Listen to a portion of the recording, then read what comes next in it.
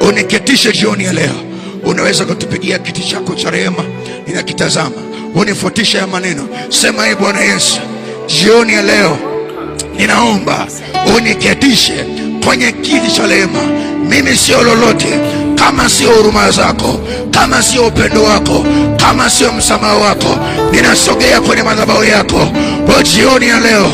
Najua kwa rehema yako yale yaliyokuwa yamekufa kwenye maisha yangu yanaamka tena, yanafufuliwa, yanaamka tena, yanafufuka, yanafufuka, yanaamka tena.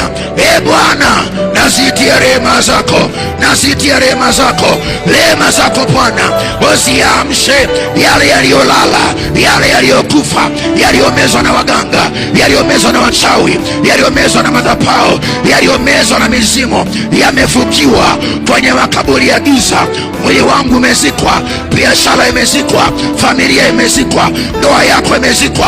Mwambie Bwana, kwa rehema zako yanafufuka, yanaamka, yanafufuka, yanaamka, yanafufuka, yanaamka. Yatoe kaburini sasa, yatoe kaburini sasa. Anza kuomba, anza kunena. Huo mwili wako umezamishwa kaburini, yatoe kaburini sasa, yatoe kaburini sasa.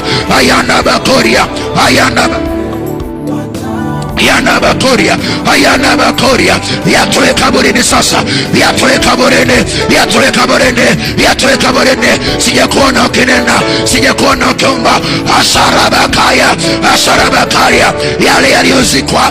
Asharema za Bwana, asharema za Bwana, yaamshe mambo hayo, yafufue mambo hayo.